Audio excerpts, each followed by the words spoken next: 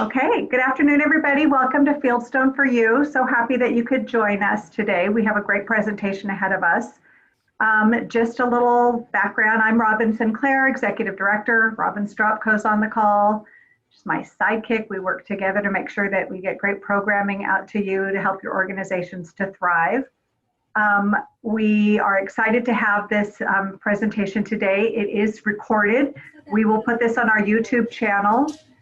So we'll put it on our YouTube channel, and that way you can access it later. Oftentimes there will be some links that are given, and then that way you can access the links as well.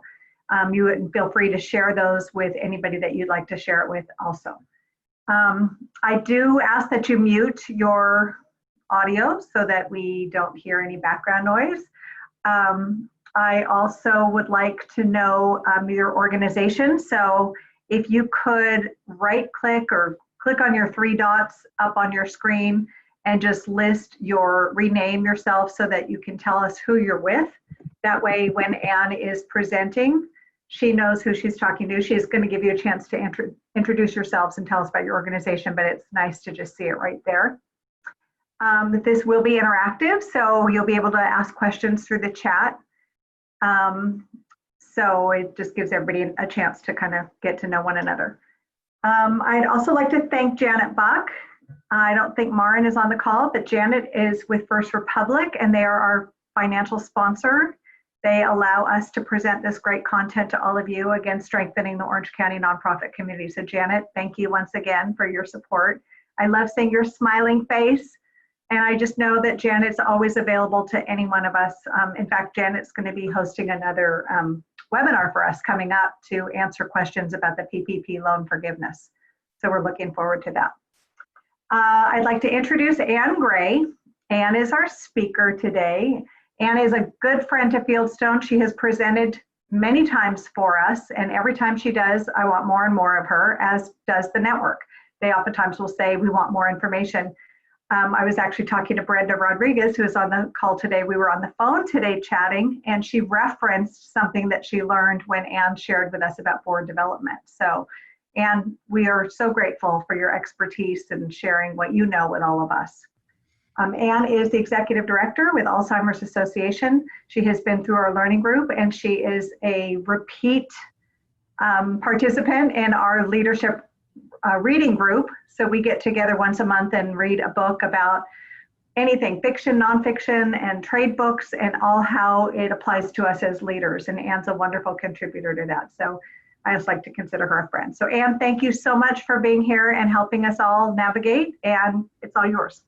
Thank you, Robin. That was a very nice introduction, and I consider you a friend too. It's nice to be a part of Fieldstone always. I'm going to go ahead and share my slides, and please, any questions you have, I'll try to keep my eye on everyone since we're a small group, and you can raise your hand and ask it out loud or just type it in the chat and I'll get to it as quick as I can. But let's dive right in. I'm going to share my screen and hopefully this will work. I'm really hoping that it does. And hold on, I gotta get to the view part. All right. Sorry, I should have put my glasses on. There we go. All right, here we go. Sorry about that. So our topic today is creating a culture of trust and accountability. And I think especially in these times of working virtual, you know, I think in the beginning, a lot of us maybe were very nervous of how that's going to work. And I believe that in our organization, it's working extremely well. I think we connect more as a team and individually now than we did in the busyness of our day-to-day work. So hopefully there's a lot that you can take away from today, even in a virtual environment. I'm actually going to close that down. And keep things going from there. So we're going to start by seeing if I can advance my slides. What am I doing wrong? Sorry. Oh, there we go. Okay, our plan today is we are going to do quick introductions, and then we're going to talk about some basics of accountability, how to address some challenges, our role, and some tips and tools and success stories. So for introductions, we're going to start with your name, your organization, and then please share one way you hold yourself or others accountable, or your main challenge in holding others accountable. And then how we're going to do this is you're going to tag the next person. So I'm going to start. Obviously, you know my name and organization, but one way I hold myself accountable is I create a list of weekly priorities and then check them off for myself. The other way I hold myself accountable is the things that I've asked my team to do. I make very specific notes so that I can follow up with them very regularly. And I'm going to tag Robin Stropko.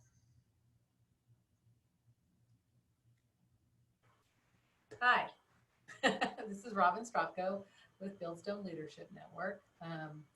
Robin and I are a pretty small team, obviously, so we're in constant contact all the time. And the way I hold myself accountable is to just put as many ticklers in my calendar as possible to remind myself to do things. And Robin's really good about keeping me up to speed, so it's a little bit easier for us, I think.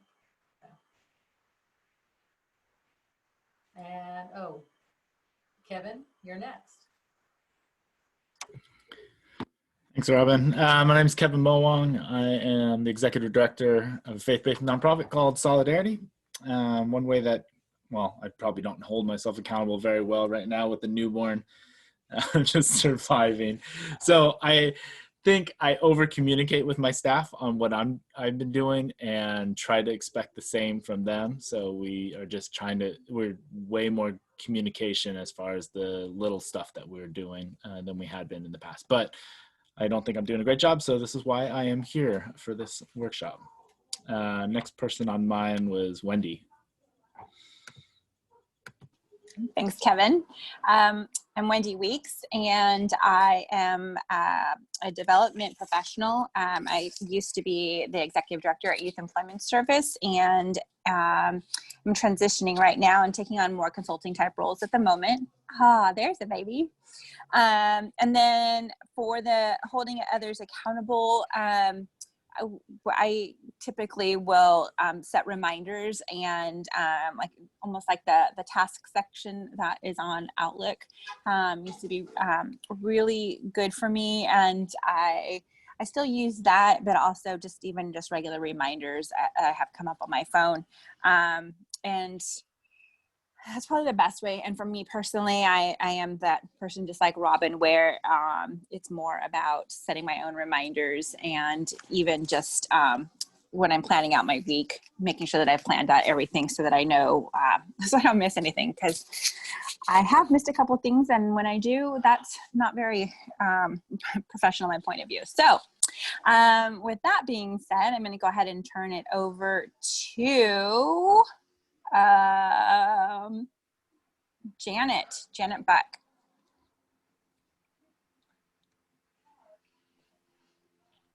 All right, I'm learning how to use the, anyway, never mind. I'm Janet Buck. I'm with First Republic Bank, and I have so many tips around this because it's actually the one thing I think that I struggle the most with. I'm an absolute yes person, and so what I am actually started doing is engaging my team and sharing with them what I'm working on. Like right now, I'm working on trying not to say yes to absolutely everything, especially when it engages them in things that they may or may not have time to do. So I'm actually telling them and engaging them when I do that, or when I'm not, listening, or when I'm not hearing your concerns, use a code word like listen or something, so that I can then sort of stop myself and hold myself accountable to my own goals. So that's my one that I will share. And it looks like I've got Amy Lacken. Hi, You I'm are sorry. it. I was late, so I missed the intro here. I'm assuming we're just going through what's on the screen. So I'll do that. Hi, I'm Amy Lakin, and I am with Casa Youth Shelter. Thank you, Janet. Let's see, a way to hold myself accountable. You know, I am struggling with this so much right now in the last few months, holding myself accountable, and particularly I hold myself accountable too much sometimes. I think there's a laundry list. My lists have lists, and I'm struggling with how much is happening.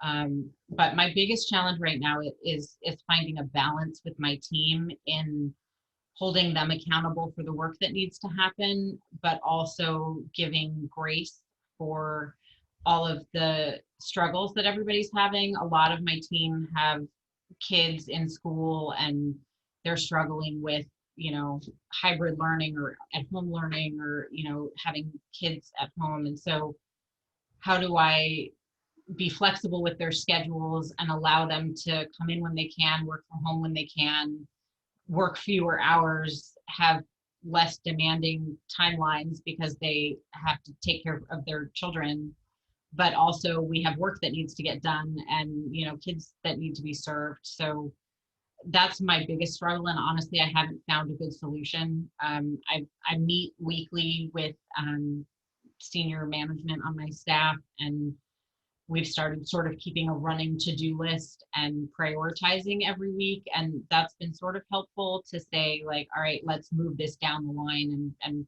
pick something else up first.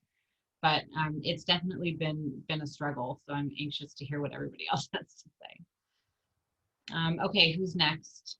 Let's see, what names do I see? Whoops. Kevin? I'm sorry, I already went, Amy. Oh, see, that's what happens when I'm late. I don't even know these things. No worries. Did Melinda go already? All right, you're up. Thanks, Amy. Hi, I'm Melinda Wilkes, and I am with Special Olympics Southern California. And like what many of you have already mentioned, I fall in that category. I say yes too often and then stress myself out. And then I learn that if you share your anxieties with the right people, they'll provide solutions. So that's what I'm trying to manage. But I meet with my team weekly as a team, and then one-on-one as well. And so we all kind of go around the room to share what's on our plate, and trying to model for everybody to ask for help. And next, how about Amanda? Thank you, Melinda. My name is Amanda. I am a program manager with Flores House. And for me, ways that I hold myself accountable are similar to what everyone else has shared, with reminders and to-do lists. For my team, I also hold weekly individual and group meetings just to follow up on projects, because the list is never ending of items to do. And I think a challenge for me in that same lane is having the difficult conversations. I'm rereading Fierce Conversations right now and trying to find a creative way to have some of those tougher conversations that may be reflective of personal issues getting in the way of work, and how to, you know, just recognize the human in what's going on, and also, you know, the professional expectations. So I kind of covered all of those, I think. So thank you for letting me share. And I think I will send it over to Gladys. Yeah, thank you. I'm Gladys Hernandez, and I'm with Habitat for Humanity of Orange County.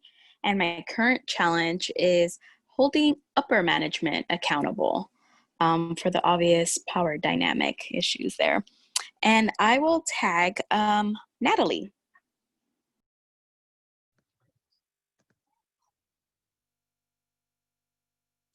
Hi, everyone. I'm Natalie, Executive Director at Thomas House Family Shelter. And I would say this absolutely is a struggle right now, as I think a lot of us are working from home. Not only holding myself accountable to that balance between my multiple roles, not only at Thomas House, but also as a mom and with all my kids still doing distance learning. But like I've heard many of you say, that accountability piece with the team and really figuring out what that realistic expectation is of how that balance is going to work out with being understanding of personal circumstances, but we all still have jobs to do, and how can we make that happen? And we've definitely had a lot of conversations about the importance of communication, as well as, you know, what resources we can utilize to help us be accountable and responsive to what we're facing. And I'm not sure who hasn't gone yet.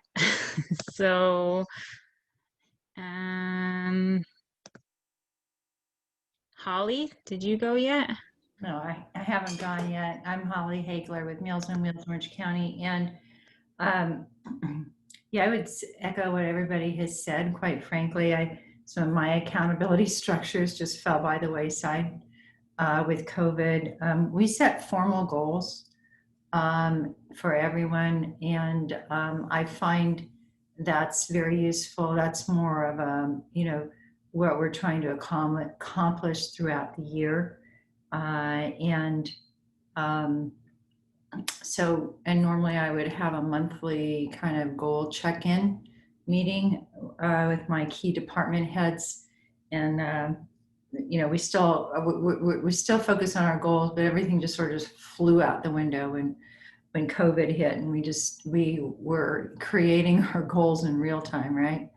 I have a very large, diverse organization, and so it's even hard for me, for my direct reports, the key executives.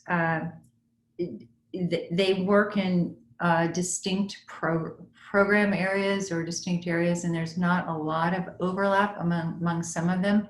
So I even have a hard time getting the senior team together where everyone wants to talk about what they're working on, because they kind of tune out the other departments because they're so different. So that's always been a little bit of a challenge. So I use a to-do list, action list, one-on-one phone calls, not as often as a lot of people do. I maybe do those once a month, and then we check in constantly on things that we're working on. So but it's a constant challenge for me, and I'm always looking for great ideas and tips and tools, and that's why I wanted to check in and hear how Anne handles all of this. So, and is there anybody who hasn't gone yet? Because I've lost track as well. I can assume everybody has gone, and so. I haven't gone. I can go because I'd like to do a little plug for executive coaching, because I still surround myself with coaches and mentors, and that has really helped me to be accountable. I do put everything in my phone, so there isn't anything that I do down to an exercise class with a reminder to sign up for the exercise class, all the way to reaching out to somebody that I'm supposed to talk to for work. So everything goes in my phone. But on the next level for accountability is I really do reach out to the mentors and coaches that have been very important in my life, and they really do hold me accountable. So I just think that there isn't a time in our lives that we can't rely on somebody else to help us to be accountable. And we do have a couple spots open in our executive coaching program. So if you are interested, reach out to Robin Stropko. Thank you, everybody. I'm glad we took the time to do that. It's great to hear how everybody's working, and hopefully today will be very helpful to you, or at least, if nothing else, be some food for thought for everyone. So we covered some of this in the intros of how everyone holds themselves or others accountable. I think the basics are really to set and communicate those clear expectations, and especially in this time of COVID, sometimes that's clear expectations for the day, it's for the week. It's like, what does your week look like if people are juggling multiple things? I think setting that, what are the key things that you can get done this week conversation is perfectly appropriate, and it helps give them some relief that they don't have to get everything on their list done and feel that feeling of burnout because they can't get it all done. The aligning the goals with the departmental and organizational strategies and visions so that each person knows how their very specific goals. I heard specific goals in a lot of the comments in the introduction. And I think that's really key is, revisiting in your one-on-ones and your monthly meetings, what are those key goals? It's very easy to, get attracted by bright, shiny objects that seem important in the moment, but do they really contribute to those key organizational goals and strategies? And really aligning all of the, people in the organization to the long-term vision of the organization. And I think we have it easier in our nonprofit world than other industries may in this regard, because we truly are making a difference in people's lives, and that's more tangible and easy for people to see and feel good about than maybe a widget or a sales goal. But it's still important nonetheless to share those mission moments and share how their individual contributions contribute to the overall success of the mission. And then really, this is really a key one to get the outcomes that we want to see in terms of accountability, is providing the time and training and tools and resources that employees need to be able to do the jobs that we're asking them to. And I think one of the things for me is really making sure that I hold myself accountable to take the time to ask my employees, is this something that you have time for? Do you feel equipped to do it?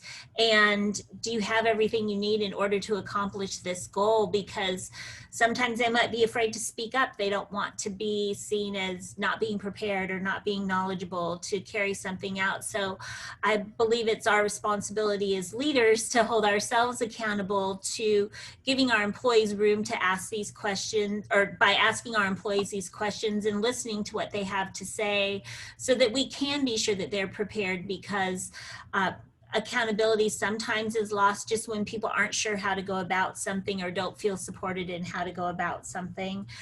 So empowering our teams to succeed is another key basic of accountability. We don't want people to feel penalized if they try something and it doesn't work. We want them to be able to take risks and feel like it's a learning experience, not something that they'll be penalized for if it doesn't work out. And providing that recognition and feedback on a regular basis, I think, is important.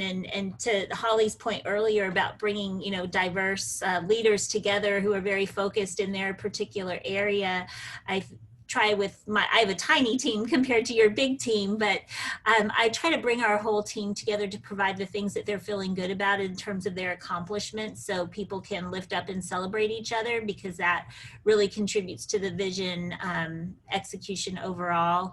And providing that real-time recognition and feedback to folks when they're on track, I think is really key. And gaining commitment. We may make a request and think someone has understood what we're asking them to do.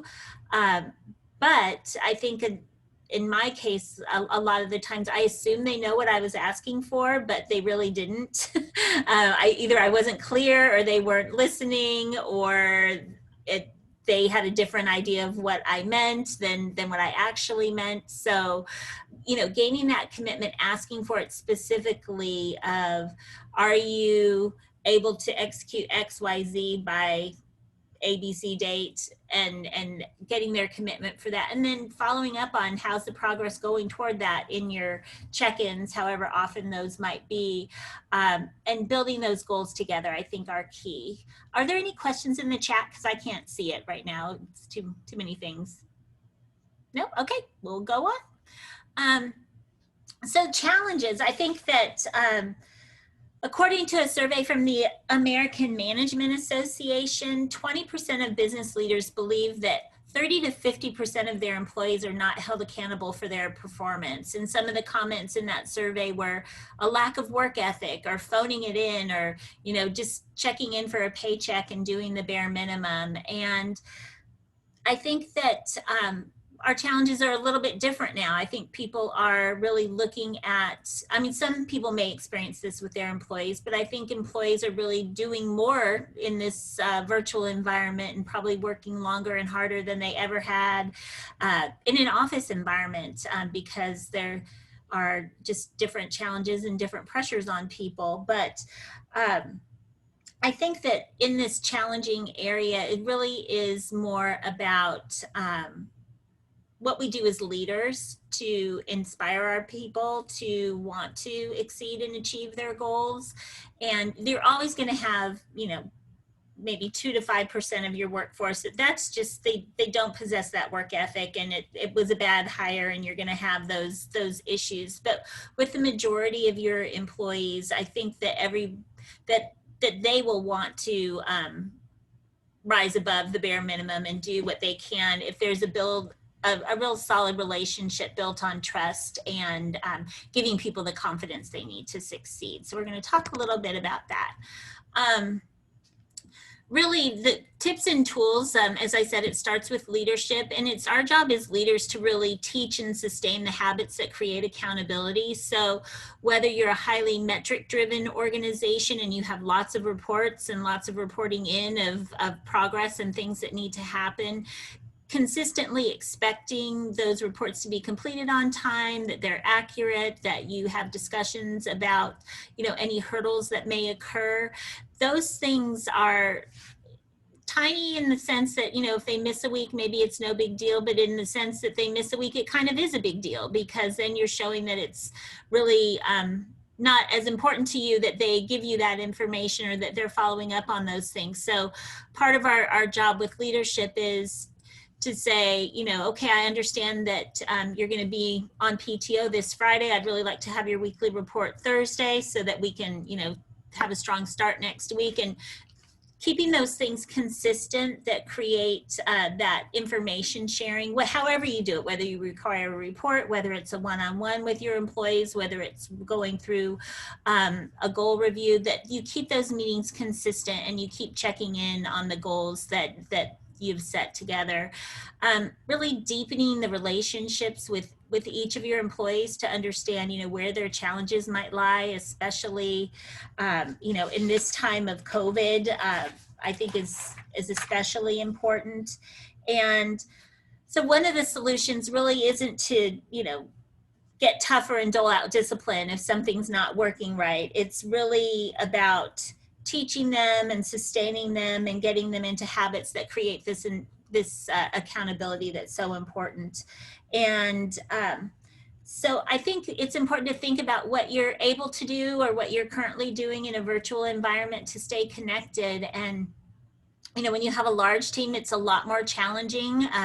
But in some ways, I think that, you know, having a small team is much easier in this environment, because even though there's a ton of work to get done, I can't imagine having hundreds of employees and having that all roll up. So I apologize that this is more from a small shop perspective, but hopefully you'll be able to get some information from it. But I think, you know, thinking of and equipping your senior leadership to think of themselves and think about a coach or a mentor or a teacher that they've had, and then think about, you know, did that person expect more or less of you? You know, that's how we need to think of our teams. You know, the people on my staff, I expect a lot of them. I didn't bring them in to, you know, achieve mediocre. I brought them in to achieve great things. And I think coaches believe that their players are capable of achieving great things, and mentors believe their mentees are capable of achieving great things, and teachers know that their students have potential, and so they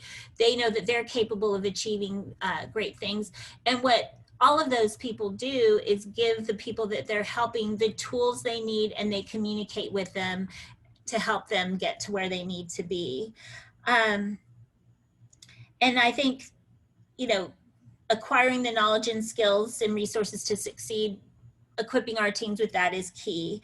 And I think another question that's important to ask when you think of a great mentor or a coach or a teacher, you know, what was your reaction when they did ask you to do something? You know, because they believed in you and your success, you wanted to please them and you wanted to do what was expected and beyond. So creating that dynamic in a relationship with employees through proper training and feedback and encouragement, and from a very positive let's do this together mindset, I think really helps in that accountability arena of, we all have common goals ultimately for our organization. We're all going to lift each other up and help each other get there, is what really is most beneficial. And a top-down approach doesn't cultivate trust, and it really doesn't encourage people to take risks. So I think, you know, building that we're all in this together mentality with the proper check-ins, because, you know, there is always that trust but verify. You need to know that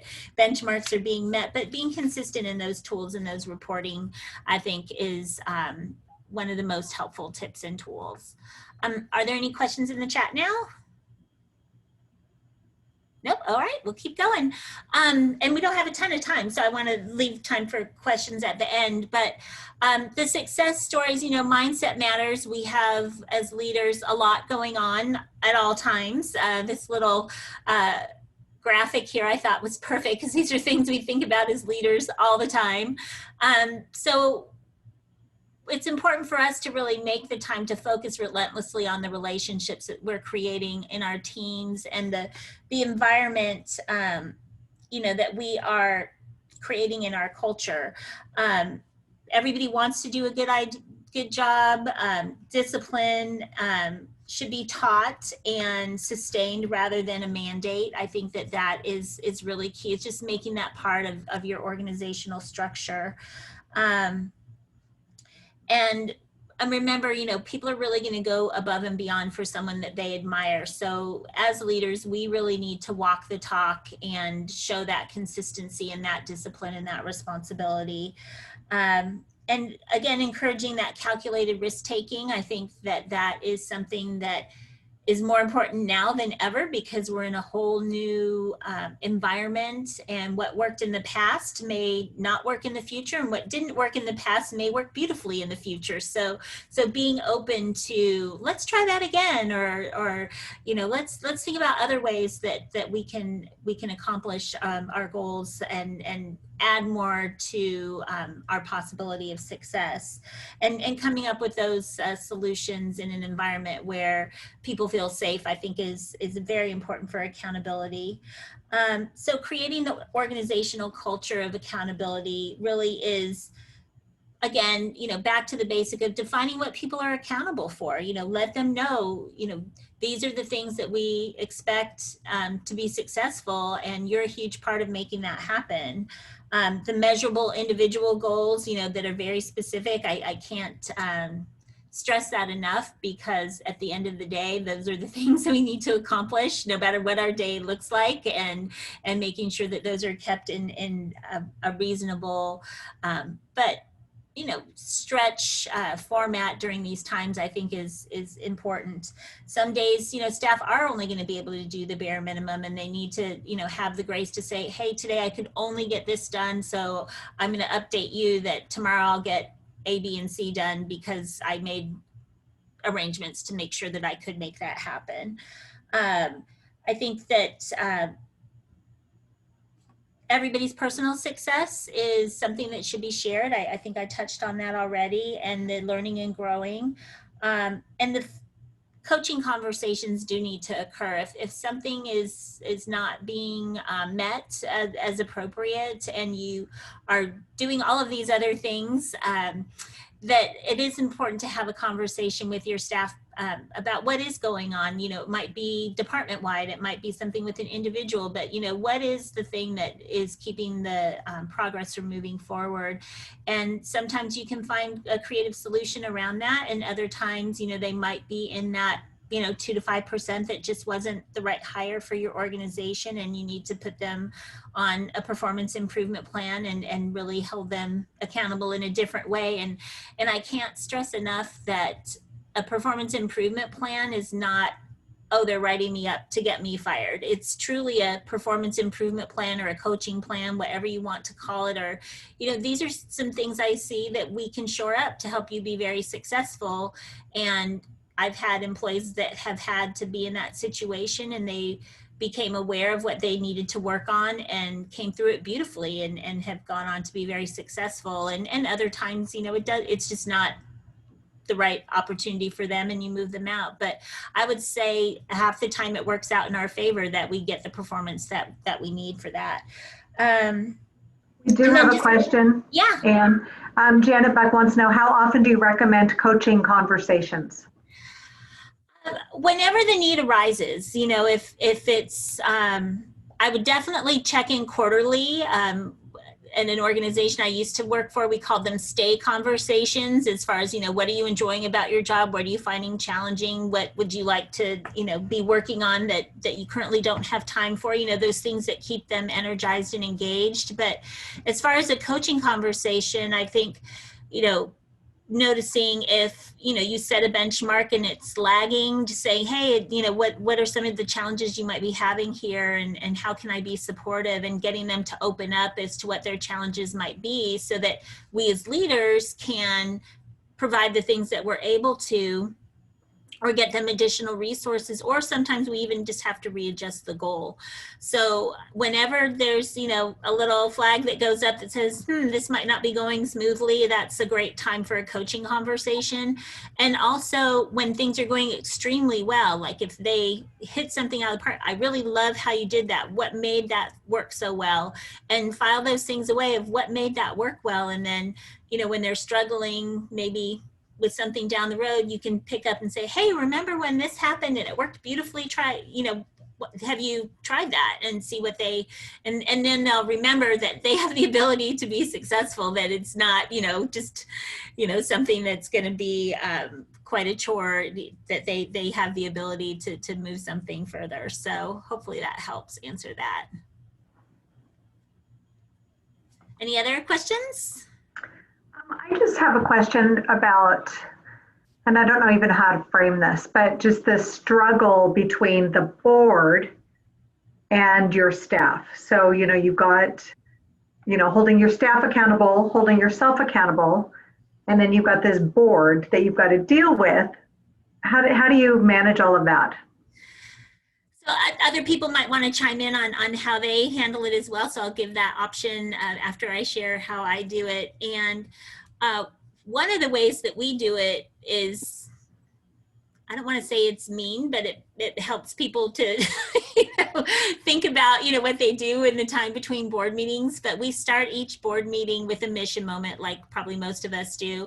And then we go around the room and each board member shares their activity and what they've really brought to the table since the prior board meeting with their peers. Mm-hmm. So they report out on their activity for the organization in front of everyone, because I think it's important in two ways. You don't want to be the one that has nothing to report.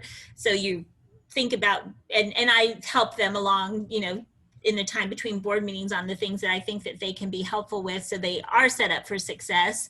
But at the same time, I think it raises the bar for the board members, and it also helps people who think, oh, well, so-and-so didn't make it to the last meeting, they must be a flake. And then you learn at the next meeting that so-and-so got this huge win for us.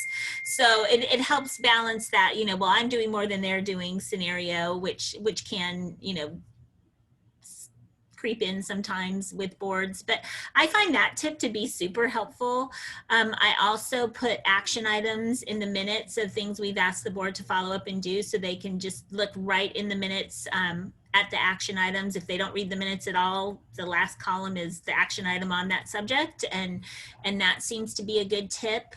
Some of these are really, small, but they tend to have an impact. And really, something I heard recently, which I think is good for all of us to adopt, and some of us are probably much more engaged with our boards than others, and a lot of us are, you know, mired in the day-to-day of what we have to get through to get all of our work done, and our board kind of, it's like, oh no, it's a board meeting again, I have to talk to them. You know, we have the, you know, full range of that spectrum, I think, in our work. And so something to be conscious of is, have I checked in with board members this week and made sure that they feel connected and engaged, and help them to realize that their contributions are important. I think it's just like with staff, you know, you need to have those conversations where you're just thanking and appreciating them, and learning about what, you know, lights their interest and ignites their interest, and help drive those activities toward them, because those are the things they're going to exceed on. But I did think about board accountability as part of this. It's probably a whole different presentation in a lot of ways, and very similar in some ways. So take the gold nuggets and use those for your board. Does anybody else have suggestions on how they keep their board engaged? Just or their staff, just unmute and share.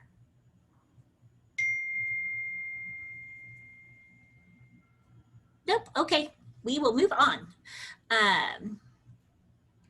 Okay. So, and I had a quick question. If yeah, you go ahead. mind going back to the performance improvement plans? Yeah. So how do you help, what are some tips on keeping that like positive and feeling like it's, they can accomplish it, and not having that feeling of, oh crap, they're just gonna make a paper trail so they can eventually fire me? Yeah, well, and then also the second part of that, have you seen a difference in the PIPs in generations? Does it, for me, it doesn't seem to affect, I can't do it really well with the more millennial Gen Z employees, but it works really well with the people that are more my age, Gen Xers. Yeah, I in recent memory, it's only been with Gen Z, so that I've had to do these, so they work pretty well. And there's things based on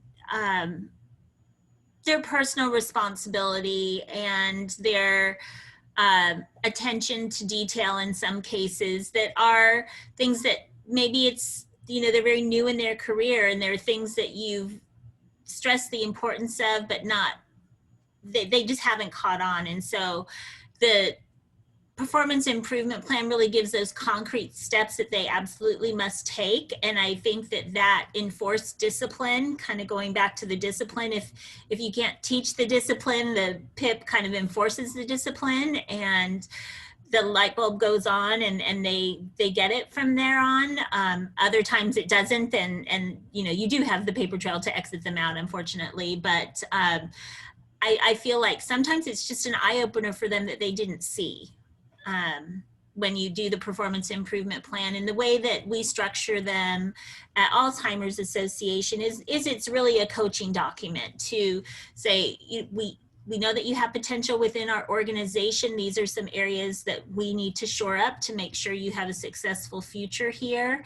And we're going to be monitoring these goals. And, you know, we need you to achieve these to make sure that you progress well within the organization. And, you know, depending what it is, you might have to use some harsher language in the PIP, but it's really designed to help equip them for what they need to accomplish to be successful. And ultimately, you know, thinking about setting people's clear goals and expectations, it's almost like a performance plan. And then if that doesn't go according to plan, then you highlight the areas in the performance improvement plan that they need to achieve to be successful in their plan, if that makes it easier. It's not really, we don't look at it as something punitive. We look at it as something that we've invested in this person, let's work every way possible to maximize their potential before we write them off. So, because we don't want to do that. It's especially, you know, I think it's just very harmful for people not to know what they could have done to be successful and not been told. An example of, I used this example recently, but an organization I used to work for, and I was on the executive team, one of my peers said, you know, I really need to find a person for X position, and so-and-so wants it, but she's just not right. And I asked this person, I'm like, well, why isn't she right? And he told me, and I said, well, have you told her? I said, this is something that she could easily work on and fix. And he's like, I never have. And he did, and she was in that job in 7 months. So I think that, we have to do right by our people to help them see what they can do to improve and be successful. So any other? Thank you. Okay, I'm not being super tech savvy today for some reason. So you're all gonna get these slides, and what I would suggest is copying and pasting this YouTube video. This is from someone who the Alzheimer's Association uses for training in getting your message across and in communicating, and she sends out her YouTube videos all the time, and this one popped up yesterday or the day before, and I thought this is a really great one to kind of think about how to hold ourselves accountable. So I'll try to play it for 1 second, and if it doesn't work, I'll come back. So bear with me, because I'm just not even gonna try. I don't think it's gonna click. Nope. Yep.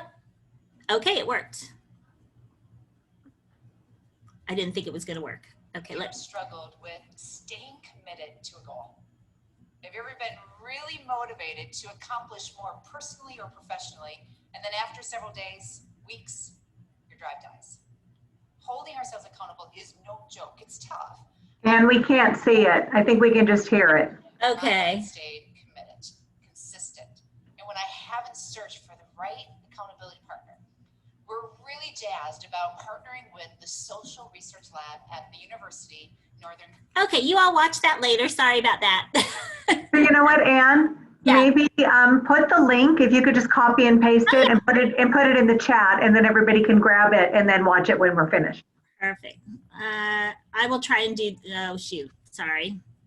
For some reason, it's not letting me grab it from the slides. But Okay, I'll try to do it. You keep talking, and I'll try to do it with what you gave me. So our takeaways, I know that we're getting a little short on time, but our takeaways really are to admit our mistakes. I think that we need to create that safe culture for our staff. So when we're in the wrong, it's important to do that mea culpa and say, I wasn't right on this, or I missed the mark, or I ran out of time and I couldn't get that to you when I promised, and here's what I'll do to make it up to you, kind of a scenario. I think that we are all human, and especially in these times, we all have things going on, but not being perfect and not expecting others to be perfect is perfectly fine.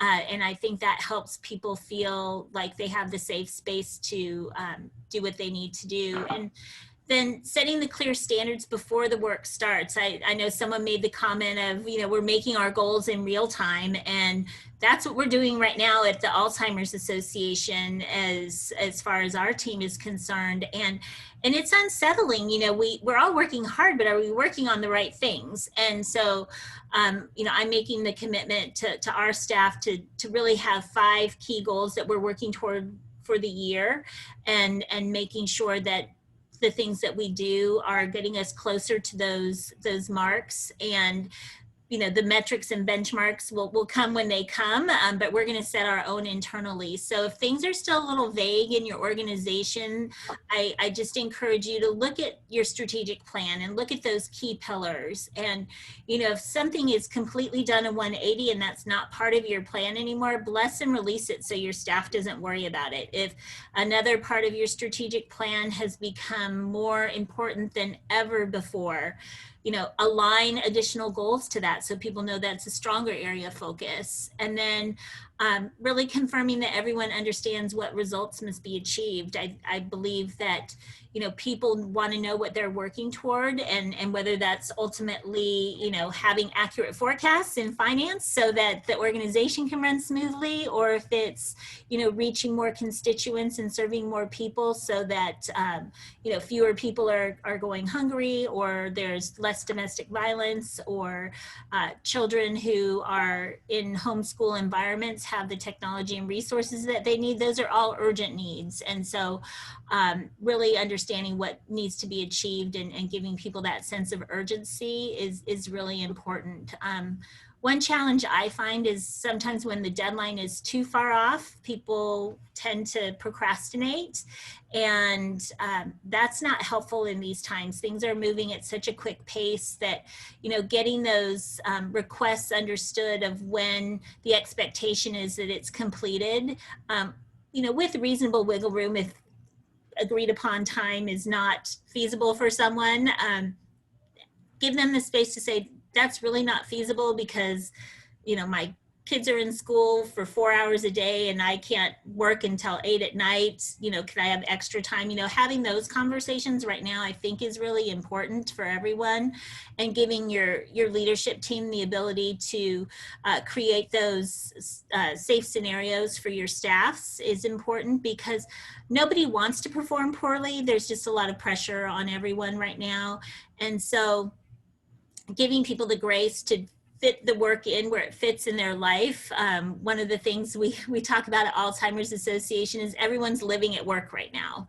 And there needs to be that time where we can, you know, step away and feel safe doing so, to take care of the needs of our family and loved ones, or just go for a walk and, you know, get a change of scenery. But there is also the importance of knowing what results we have to achieve as an organization and coming together to do that. So creating that bond and unity in a virtual environment, you know, for us, it's every Monday at 11, we have a half-hour check-in that with the whole team of just, how are you doing? Senior leadership gives a quick update, and it's easy because we're a small team, but people could do that by departments. You could do it with, you know, your board. You can do it in many different ways. And then, you know, having your staff really check in individually with employees, I think, is a great way to ensure that the work is getting done and they have the understanding of what is expected. So that's kind of what I put together for today. And just remember, consistency is key, even though things are, you know, constantly changing. Being consistent in the things that we require and expect from our teams, and being consistent in how we are holding people accountable and how we're communicating will benefit us all. So that is what I prepared. Excellent. Anne, thank you so much. I just can't even imagine how much is in your brain.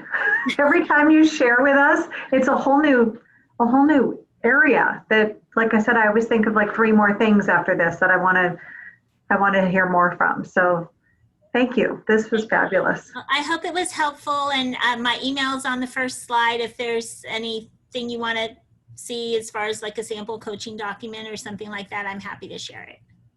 I think that they would love that. Any resources you have, just maybe send to Robin, okay. And then Robin will share the deck with everybody. And then I put the YouTube link in the chat, so make sure all of you grab that and you can watch the YouTube at a later date. And then Robin will send out any other supporting documents. Any questions from anybody? Final comments?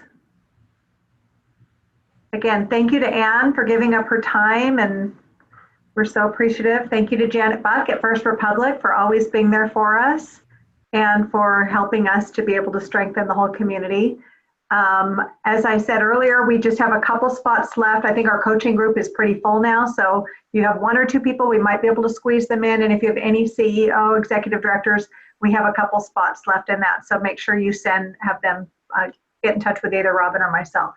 The other groups are full, so we're excited to share that. So we're excited to continue to provide this kind of content for you. If you have specific topics in mind, please reach out to me and I will try to find a speaker. If you on this call have an area of expertise that you would like to share with the group, also reach out to me and we can arrange that. As I said, I imagine we will be doing these into perpetuity. We sent out a survey to everybody, and it's about 60% of our network is participating on these Fieldstone4U. So that's a really good number for us of that kind of interest. So clearly there's a need, and we want to be able to fill that need. So thank you, everybody. Be safe, stay well, and until next time, we'll see you soon. Bye, everybody.